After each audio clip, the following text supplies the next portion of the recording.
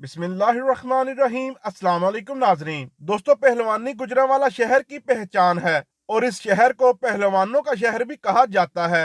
गुजरांवाला के पहलवान जहां अखाड़े में रोजाना सख्त वर्जिश करते हैं, वहां इन पहलवानों की खुराक भी आम इंसानों की खुराक से हटकर होती है। और आपको ये जानकर हैरत होगी कि ये पहलवान पीने के पानी में चांदी भिगो कर रखते हैं और ख़ास तौर पर गर्मियों में चांदी वाला पानी पीते हैं।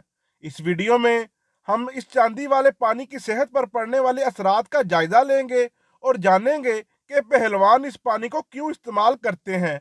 वीडियो में आगे बढ़ने से पहले गुजारिश है कि उर्दू हेल्थ केयर चैनल को सब्सक्राइब कर लें और साथ दिए गए बेल आइकन को प्रेस कर लें ताकि नई आने वाली वीडियो आपको बर वक्त मिल सके। दोस्तों, तिब आयुर्वेदिक के मुताबिक चांदी वाले पानी में कुछ खुसूसियात पाई जाती हैं।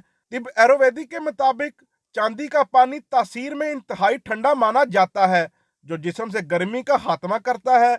और पहलवान जब गर्म गजाएं, गोश्त और खुश्क मेवे वगैरह खाते हैं तो अपने जिस्म को इन गजाओं की गर्मी से महफूज रखने के लिए चांदी का पानी इस्तेमाल करते हैं।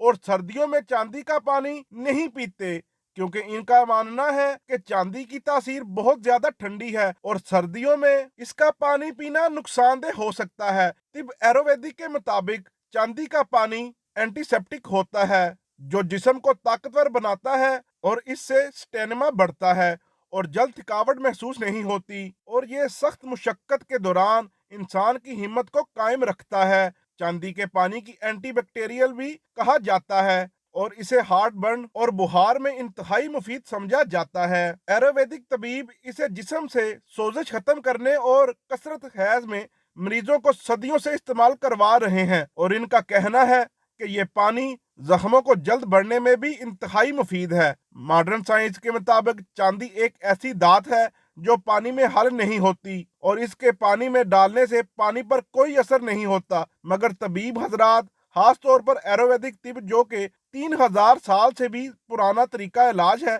वो साइंस की इन बातों को नहीं मानता और अपने तरीके से इलाज करता है।